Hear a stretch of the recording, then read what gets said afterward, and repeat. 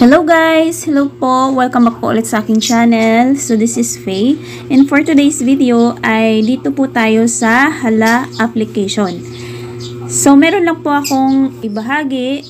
Base po ito sa naranasan ng members namin. Ayan. So meron po kasing nagtanong din dito sa ating in-upload si Ma'am Welma Kultura. Ma'am Welma, thank you po. Sabi niya, ma'am, may 100k points na ako na earnings. Pero ang problem ko po, ayaw siya ma-withdraw. Kasi may nakalagay na frozen points. So, anong dapat gawin po? Ayan, so, merong frozen points. So, saan ba yan nakalagay ang frozen points?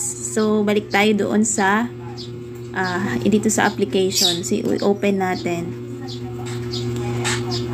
Punta tayo sa points. So, dito guys, ito yung points. So, click natin yan.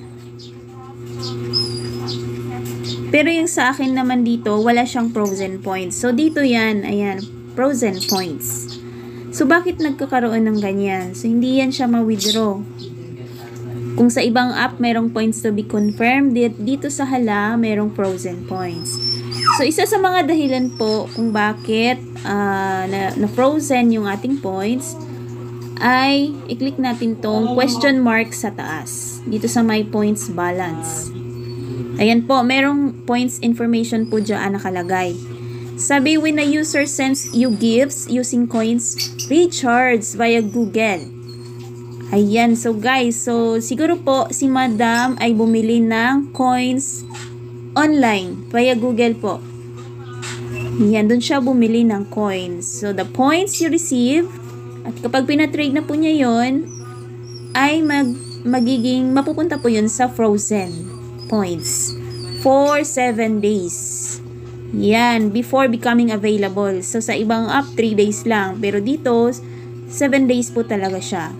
If the user requests a refund, those points will be deducted. Yan, ang dahilan kung bakit na frozen points. Kasi, yung mga bumimili sa online po, sa via Google, minsan, nire-request nila na i-refund po yun. Yan, so, kung saan mo ginamit yung points na yun, ayan, maibabalik yun sa kanila. So, kaya yun yung dahilan kung bakit na-frozen po yung points muna for 7 days. Ayan po. Pero, pag hindi po yun ni-refund nung bumili, ayan, mawi-withdraw nyo po yan. So, kahit kayo po mismo ang bumili, magiging frozen points pa rin po yun. Ayan, so please follow platform rules and avoid any violations. Frozen points are included in total points balance.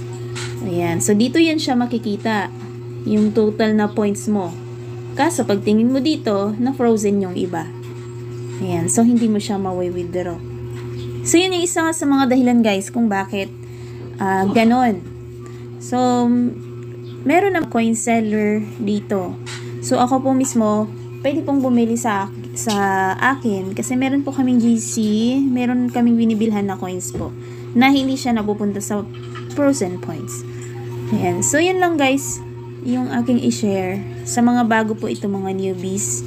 Thank you for watching, and kung wala pa po kayong agency and gusto nyo pong sumali dito sa app na ito, meron po akong link sa description.